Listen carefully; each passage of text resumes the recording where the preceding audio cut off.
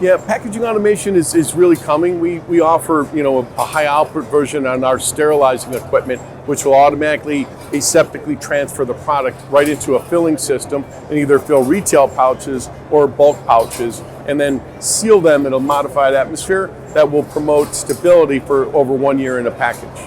When truth in labeling laws really hit cannabis upon federal legalization, your labels have to be true. And so if you make a claim for THC on the label, within 60 days without modified atmosphere, that label is no longer going to be true, and you have to remove it from store shelves. They'll say it's 90% THC on the label, and within 60 days it's 80, and then dropping very quickly. And so this is very typical. THCA oxidizes into CBN and CBD in the presence of oxygen. The air we breathe is 20.9% oxygen. So when we alter that atmosphere or control it to very low oxygen levels, we don't get oxidation. And that's hence what we do for our long-term stability.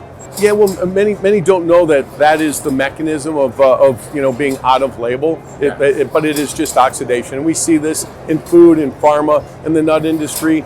If we don't flush packages of nuts, they'll be rancid within 90 days, and they're not really edible at that point. And same thing with cannabis. It oxidizes within about 90 days, and it really kind of turns, much less flavorful and much less, terpene. Yeah. And it just kind of turns into cardboard over time. And so by altering the oxygen in the package, we can maintain that stability all the way for 1 year in a package and be on label within plus or minus 15%. In the food industry, people pay big money to make sure they remove all the air from their packages and or modify atmosphere, package them in such a way that promotes quality and protects their brand. And we'll see more and more of this coming in the cannabis industry, especially with some of the high stability products that Vist Labs is offering to the market. We know we have to clean the product and sterilize it to a point, or pasteurize it to a point where we've inactivated all pathogens and yeast and mold, and along with aerobic bacteria. So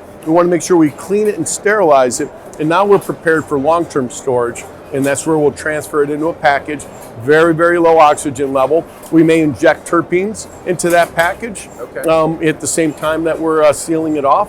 And then, of course, then, what happens is we have a pure, stable, microbial controlled product, and the microbes will not grow at the oxygen level that's in that package, so we've kept them in check. And we've kept all these oxidative processes, oxidation of THCA, oxidation of terpenes and flavors. We've also kept those in check because there's just no catalytic oxygen available. Terpenes are very, very oxygen sensitive, and we can inject them into the package where we have days and weeks and months of infusion time versus doing it in a day and then removing it from that package, and then oxygen takes its toll on that product because it's still not in an oxygen-free package.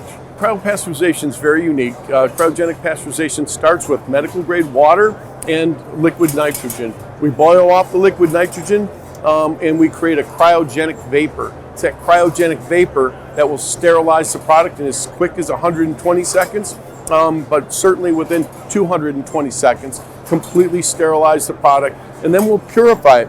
Again, in that medical grade atmosphere that just boiled off at minus 330, It's a medical grade atmosphere at 10 parts per million purity, 10 times purer than an operating room, and that is what we purify the product with for about 8 minutes. During that time, off flavors are removed. A lot of musty, mildewy, moldy notes are also removed, and now we've prepared the product for long-term storage. Anything you haven't been able to solve yet? No.